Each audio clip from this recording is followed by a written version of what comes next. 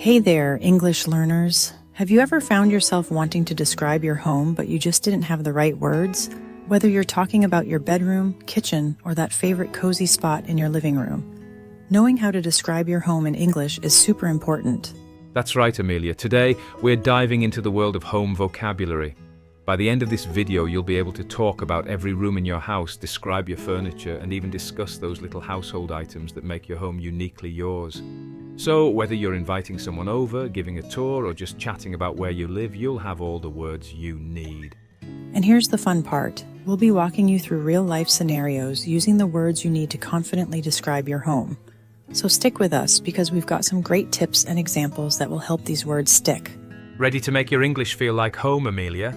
Let's get started by exploring all the places you love in your house.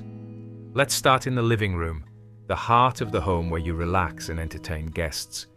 One of the key items here is the sofa. This is where you sit when you watch TV or chat with friends. You might say, "I'm sitting on the sofa," or "the sofa is very comfortable." And right next to the sofa, you'll usually find a coffee table. This is a small table where you might place your drinks, books, or remote control. You could say, "I put my coffee on the coffee table," or "the coffee table is made of wood." Repeat after me. I put my feet up on the coffee table.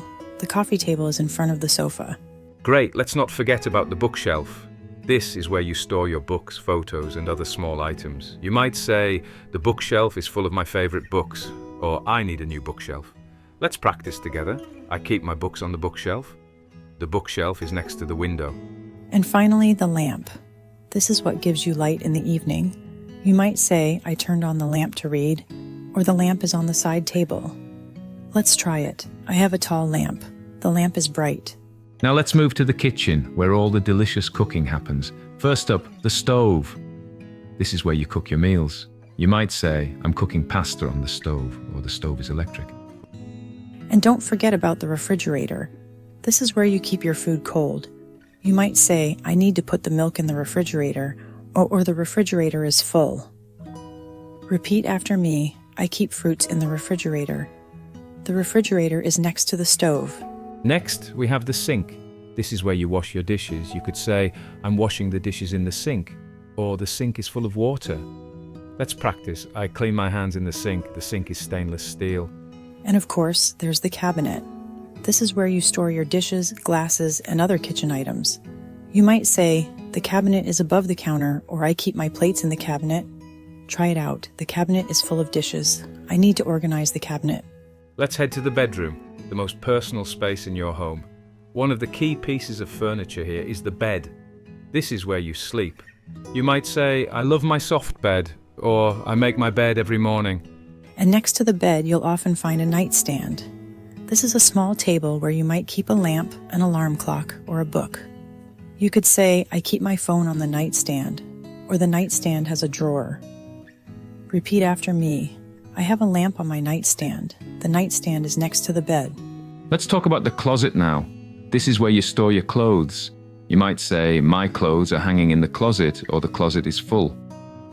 Let's practice. I organized my closet. The closet has sliding doors. And finally, the mirror. This is what you look into when you're getting ready.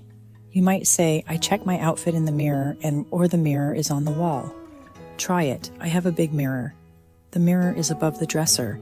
Next, let's move to the bathroom, where you start and end your day. First up is the shower. This is where you wash yourself. You might say, "I take a shower every morning," or "the shower has hot water." And then there's the toilet. This is an essential item in any bathroom. You could say, "The toilet is clean," or "I need to fix the toilet." Repeat after me. I use the toilet. The toilet is next to the sink. Let's not forget the sink, just like in the kitchen. But here, it's where you brush your teeth and wash your hands. You might say, "I brush my teeth at the sink," or "the sink is white." Let's practice together. I wash my hands in the sink. The sink has a mirror above it. And finally, the towel. This is what you use to dry yourself after a shower. You could say, "I need a towel to dry off," or "the towel is hanging on the rack." Try it. I have a soft towel. The towel is blue. Let's do a quick recap of the 10 key vocabulary words we've learned today. These words will help you talk about the different rooms and furniture in your home with confidence. Sofa, a piece of furniture for sitting, coffee table, a small table in the living room, bookshelf, a place to store books, lamp, a source of light, stove, where you cook your meals, refrigerator, where you keep your food cold, bed, where you sleep, nightstand, a small table next to the bed, closet, where you store your clothes, shower, where you wash yourself. These words are essential for describing your home in English. The more you practice, the more natural it will feel.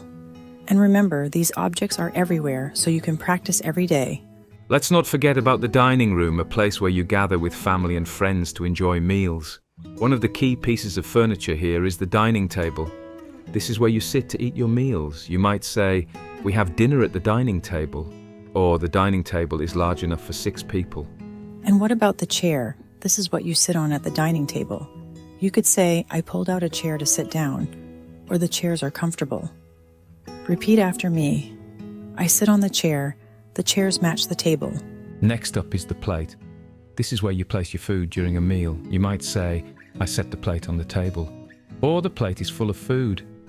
Let's practice. I have a white plate. The plate is round. And let's not forget the cupboard. This is where you store your dishes, glasses, and sometimes food items. You could say, "The plates are in the cupboard," or "I opened the cupboard to get a glass." Try it out. The cupboard is full of dishes. I need to organize the cupboard. Let's quickly recap the new dining room words we've just learned. These words will help you talk about your meals and the place where you eat them. Dining table, the table where you eat meals. Chair, what you sit on at the dining table. Plate, a dish used to hold food during meals. Cupboard, where you store dishes and food items. These dining room essentials are great additions to your home vocabulary. Practice using them when you're setting the table or having a meal, and soon they'll become second nature to you. Now it's your turn. Try incorporating these dining room words into your daily routine. For example, you can describe setting the table for dinner or talk about your favorite meal using these new vocabulary words. And here's a fun challenge. Next time you have a meal, take note of all the objects you use and try naming them in English. Write them down, and then try using them in sentences. Share your list in the comments. We'd love to see how many new words you've learned. Before we wrap up, remember that learning English is a continuous journey. The more you practice, the more confident you'll become in talking about your home and the objects you use every day. Keep challenging yourself to use these words in your daily life. Absolutely, August. And remember, learning doesn't have to be boring. You can make it fun by incorporating English into your daily routine at home. The more you enjoy the process, the more you'll learn. Thank you for spending time with us today. We're thrilled to see your progress and can't wait to see how far you'll go. Don't forget to like this video, subscribe to our channel and hit the notification bell so you're always up to date with our latest lessons. Keep practicing, keep exploring, and most importantly, keep having fun. See you in the next video. Keep practicing those home-related words. And remember, you're doing an amazing job.